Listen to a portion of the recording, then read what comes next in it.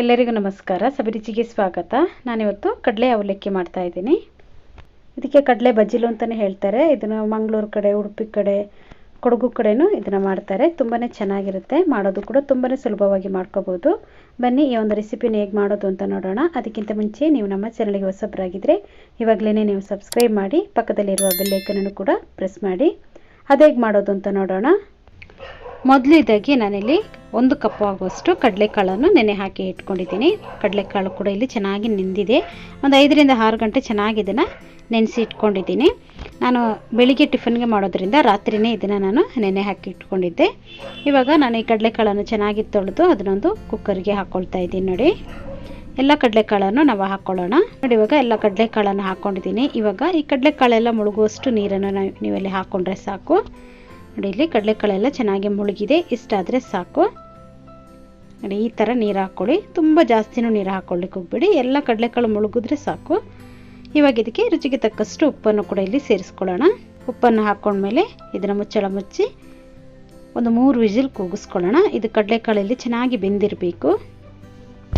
ನೋಡಿ, ಇಲ್ಲಿ ಒಂದು 3 ವಿಸಿಲ್ ಆಗಿದೆ. ಕಡಲೆಕಾಳು ಕೂಡ ಇಲ್ಲಿ ಚೆನ್ನಾಗಿ ಬೆಂದಿದೆ. ನೋಡಿ, ಕಡಲೆಕಾಳಲ್ಲಿ ಸಾಫ್ಟಾಗಿ ಬೆಂದಿರಬೇಕು, ಅವಾಗ ಚೆನ್ನಾಗಿರುತ್ತೆ. ನೋಡಿ, ಇಲ್ಲಿ ಈ ಥರ ಬೆಂದಿರಬೇಕು. ಕಡಲೆಕಾಳು ಚೆನ್ನಾಗಿ ಬೆಂದಿದೆ. ನೋಡಿ, ಇವಾಗ ನಾನಿಲ್ಲಿ ಒಂದು ಅರ್ಧ kg ಆಗುವಷ್ಟು ಅವಲಕ್ಕಿ ತಗೊಂಡಿದ್ದೀನಿ. ನಾನಿಲ್ಲಿ ಪೇಪರ್ ಅವಲಕ್ಕಿ ತಗೊಂಡಿರೋದು. ಅವಲಕ್ಕಿಯಲ್ಲೂ ನಾನಿಲ್ಲಿ ಕೆಂಪು ಅವಲಕ್ಕಿಯನ್ನು ತಗೊಂಡಿದ್ದೀನಿ. ಬಿಳಿ ಅವಲಕ್ಕಿ ಬರುತ್ತೆ ನೋಡಿ, ಪೇಪರ್ ಅವಲಕ್ಕಿ, ತೆಳುವಾಗಿ, ಅದರಲ್ಲೂ ಕೂಡ ಮಾಡ್ಕೋಬಹುದು. ಇವಾಗ ನಾನು ಒಂದು ಬಾಣಲೆ ಇಟ್ಕೊಂಡಿದ್ದೀನಿ. ಅದಕ್ಕೆ ಒಂದು 4 ಟೇಬಲ್ ಸ್ಪೂನ್ ಆಗುವಷ್ಟು ಎಣ್ಣೆಯನ್ನು ಹಾಕ್ಕೊಂಡಿದ್ದೀನಿ. ಎಣ್ಣೆ ಚೆನ್ನಾಗಿ ಬಿಸಿ ಆಗಲಿ. ಎಣ್ಣೆ ಚೆನ್ನಾಗಿ ಬಿಸಿ ಆದಮೇಲೆ ಇದಕ್ಕೆ ನಾನು ಸಾಸಿವೆಯನ್ನು ಸೇರಿಸ್ಕೊಳ್ತಾ ಇದ್ದೀನಿ. ಸಾಸಿವೆನೂ ಅಷ್ಟೇ ಚೆನ್ನಾಗಿ ಸಿಡಿಬೇಕು. ಸಾಸಿವೆ ಸಿಡಿದ ಮೇಲೆ ನಾವು ಇದಕ್ಕೆ ನಾನು 1 ಸ್ಪೂನ್ ಆಗುವಷ್ಟು ಜೀರಿಗೆಯನ್ನು ಕೂಡ ಇಲ್ಲಿ ಸೇರಿಸ್ಕೊಳ್ತಾ ಇದ್ದೀನಿ. ಜೀರಿಗೆಯನ್ನು ಹಾಕ್ಕೊಂಡ್ಮೇಲೆ ಈರುಳ್ಳಿಯನ್ನು ಕೂಡ ಇಲ್ಲಿ ಸೇರಿಸ್ಕೊಳ್ಳೋಣ. ನಾನಿಲ್ಲಿ 1 ಈರುಳ್ಳಿಯನ್ನು ಕಟ್ ಮಾಡಿ ಹಾಕ್ಕೊಳ್ತಾ ಇದ್ದೀನಿ. ಇಲ್ಲಿ ನಾನು ಹಸಿಮೆಣಸಿನ್ಕಾಯಿ 3 ಹಸಿಮೆಣಸಿನ್ಕಾಯನ್ನು ಹಾಕ್ಕೊಂಡಿದ್ದೀನಿ. ಇವಾಗ ಇದನ್ನು ಸ್ವಲ್ಪ ಫ್ರೈ ಮಾಡ್ಕೊಳ್ಳೋಣ. ಸ್ವಲ್ಪ ಇದು ಕಲರ್ ಎಲ್ಲ ಚೇಂಜ್ ಆಗಲಿ ಅಷ್ಟರವರೆಗೆ ನಾವು ಇದನ್ನು ಫ್ರೈ ಮಾಡ್ಕೋಬೇಕು. ಇವಾಗ ನಾನು ಇದಕ್ಕೆ ಕರಿಬೇವಿನ ಸೊಪ್ಪು, ಸ್ವಲ್ಪ ಕರಿಬೇವಿನ ಸೊಪ್ಪನ್ನು ಕೂಡ ಇಲ್ಲಿ ಸೇರಿಸ್ಕೊಳ್ಳೋಣ. ಇವಾಗ ಇದನ್ನು ಚೆನ್ನಾಗಿ ಫ್ರೈ ಮಾಡ್ಕೋಬೇಕು. ತುಂಬಾ ಚೆನ್ನಾಗಿರುತ್ತೆ. ಈ ಥರ ಒಂದು ಡಿಫ್ರೆಂಟ್ ಆಗಿರುವಂಥ ಟಿಫನ್ ನೀವು ಕೂಡ ಮಾಡಿ, ತುಂಬಾ ರುಚಿಯಾಗೂ ಕೂಡ ಇರುತ್ತೆ. ನೋಡಿ, ಇವಾಗ ಇದಕ್ಕೆ ನಾನು ಸ್ವಲ್ಪ ಉಪ್ಪನ್ನು ಕೂಡ ಇಲ್ಲಿ ಸೇರಿಸ್ಕೊಳ್ತಾ ಇದ್ದೀನಿ. ಉಪ್ಪನ್ನು ಹಾಕೋದ್ರಿಂದ ನಮಗೆ ಇಲ್ಲಿ ಈರುಳ್ಳಿ ಕೂಡ ಬೇಗನೆ ಫ್ರೈ ಆಗುತ್ತೆ. ಅದಕ್ಕೋಸ್ಕರ ಅದೊಂದು ನೆನಪಲ್ಲಿ ಇಟ್ಕೊಂಡು ಈ ಸಮಯದಲ್ಲಿ ನೀವು ಉಪ್ಪನ್ನು ಹಾಕ್ಕೋಬೇಕು. ನೋಡಿ, ಇಲ್ಲಿ ಚೆನ್ನಾಗಿ ಇದನ್ನು ಫ್ರೈ ಮಾಡ್ಕೊಳ್ತಾ ಇದ್ದೀನಿ. ಇವಾಗ ನಾನು ಇದಕ್ಕೆ ಒಂದು ಅರ್ಧ ಸ್ಪೂನ್ ಆಗುವಷ್ಟು ಶುಂಠಿ ಬೆಳ್ಳುಳ್ಳಿ ಪೇಸ್ಟನ್ನು ಹಾಕೋಬೇಕು. ಹಾಕ್ಕೊಂಡು ಅದನ್ನು ಕೂಡ ಚೆನ್ನಾಗಿ ಫ್ರೈ ಮಾಡ್ಕೋಬೇಕು. ನೋಡಿ, ಇಲ್ಲಿ ಇದನ್ನು ಚೆನ್ನಾಗಿ ಫ್ರೈ ಮಾಡ್ಕೊಂಡಿದ್ದೀನಿ. ನೋಡಿ, ಇಷ್ಟಾದರೆ ಕಲರ್ ಕೂಡ ಇಲ್ಲಿ ಚೇಂಜ್ ಆಗ್ತಾ ಬರ್ತಾ ಇದೆ. ನೋಡಿ, ಇವಾಗ ಈ ಸಮಯದಲ್ಲಿ ನೀವಿಲ್ಲಿ ನಾನಿಲ್ಲಿ 1 ಟೊಮೆಟೊವನ್ನು ಸೇರಿಸ್ಕೊಳ್ತಾ ಇದ್ದೀನಿ. ದಪ್ಪದಾದ 1 ಟೊಮೆಟೊವನ್ನು, ಅದನ್ನು ಕೂಡ ಚಿಕ್ಕದಾಗಿ ಕಟ್ ಮಾಡಿ ಇಲ್ಲಿ ಸೇರಿಸ್ಕೊಳ್ತಾ ಇದ್ದೀನಿ. ಟೊಮೆಟೊವನ್ನು ಕೂಡ ಚೆನ್ನಾಗಿ ಇದನ್ನು ಫ್ರೈ ಮಾಡ್ಕೊಳ್ಳೋಣ. ಇವಾಗ ಇದು ನೋಡಿ ಚೆನ್ನಾಗಿ ಇಲ್ಲಿ ಫ್ರೈ ಆಗ್ತಾ ಇದೆ. ಇವಾಗ ನಾನು ಇದಕ್ಕೆ ಸ್ವಲ್ಪ ಅರಿಶಿಣ ಪುಡಿಯನ್ನು ಕೂಡ ಇಲ್ಲಿ ಸೇರಿಸ್ಕೋಬೇಕು. 1 ಸ್ಪೂನ್ ಆಗುವಷ್ಟು ಧನಿಯಾ ಪುಡಿಯನ್ನು ಕೂಡ ಇಲ್ಲಿ ಸೇರಿಸ್ಕೊಂಡಿದ್ದೀನಿ. ಧನಿಯಾ ಪುಡಿಯನ್ನು ಹಾಕ್ಕೊಂಡು ಅಷ್ಟೇ ಇದನ್ನು ಚೆನ್ನಾಗಿ ಫ್ರೈ ಮಾಡ್ಕೋಬೇಕು. ಇವಾಗ ನಾನು ಇದಕ್ಕೆ ಖಾರದ ಪುಡಿಯನ್ನು ಹಾಕ್ಕೊಳ್ತಾ ಇದ್ದೀನಿ. ನಾನಿಲ್ಲಿ 1 ಸ್ಪೂನ್ ಆಗುವಷ್ಟು ಖಾರದ ಪುಡಿಯನ್ನು ಹಾಕ್ಕೊಂಡಿದ್ದೀನಿ.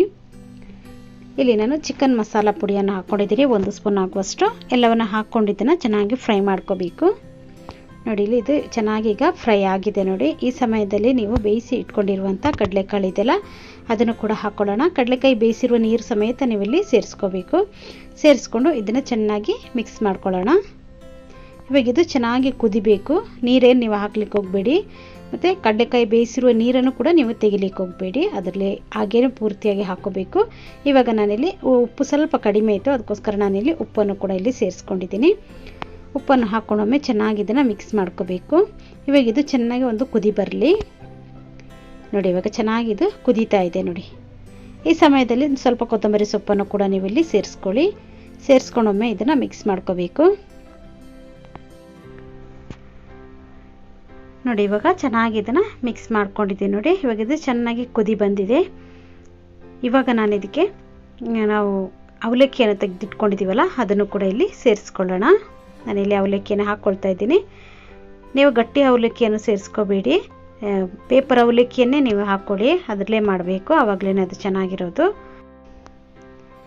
ಇವಾಗ ನೋಡಿ ನಾನಿಲ್ಲಿ ಅವಲಕ್ಕಿಯನ್ನು ಹಾಕ್ಕೊಂಡಿದ್ದೀನಿ ಚೆನ್ನಾಗಿ ಮಿಕ್ಸ್ ಮಾಡ್ಕೋಬೇಕು. ನೀವಿಲ್ಲಿ ಗಟ್ಟಿ ಅವಲಕ್ಕಿಯಲ್ಲಿ ನೀವು ಮಾಡ್ತೀನಿ ಅಂದರೆ ನೀವು ಗಟ್ಟಿ ಅವಲಕ್ಕಿಯನ್ನು ಚೆನ್ನಾಗಿ ನೆನೆಸ್ಕೊಂಡು ಚೆನ್ನಾಗಿ ತೊಳೆದು ಅದನ್ನು ಮಾಡ್ಕೋಬೇಕು. ಪೇಪರ್ ಅವಲಕ್ಕಿ ಅಂದರೆ ನೀವು ಅದನ್ನು ತೊಳಿಲಿಕ್ಕೇನಾಗಲ್ಲ, ತೊಳೆದು ನೀರು ಹಾಕಿದ್ದೆ ಅದೆಲ್ಲ ಫುಲ್ಲು ಸಾಫ್ಟ್ ಆಗಿಬಿಡುತ್ತೆ. ಅದಕ್ಕೋಸ್ಕರ ನೀವು ಅದನ್ನು ಹಾಗೇ ಉಪಯೋಗಿಸ್ಕೋಬೇಕು. ಇವಾಗ ಇದನ್ನು ನೋಡಿ ಚೆನ್ನಾಗಿ ನಾನು ಮಿಕ್ಸ್ ಮಾಡ್ಕೊಂಡಿದ್ದೀನಿ ನೋಡಿ. ಇದು ನೋಡಿ ಪೇಪರ್ ಅವಲಕ್ಕಿ ಆದ್ದರಿಂದ ನಮಗಿಲ್ಲಿ ಅವಲಕ್ಕಿನೇ ಕಾಣಿಸಲ್ಲ ನೋಡಿ, ಫುಲ್ ಸಾಫ್ಟ್ ಆಗಿ ಹೋಗಿದೆ. ತುಂಬಾ ಟೇಸ್ಟಿಯಾಗಿರುತ್ತೆ ಈ ಒಂದು ಟಿಫನ್ನು. ಕಡಲೆ ಅವಲಕ್ಕಿ ರೆಸಿಪಿಲಿ ರೆಡಿಯಾಗಿದೆ ನೋಡಿ. ಇದ್ರ ಮೇಲುಗಡೆ ಒಂದು ಸ್ವಲ್ಪ ಕೊತ್ತಂಬರಿ ಸೊಪ್ಪನ್ನು ಹಾಕ್ಕೊಳ್ಳೋಣ.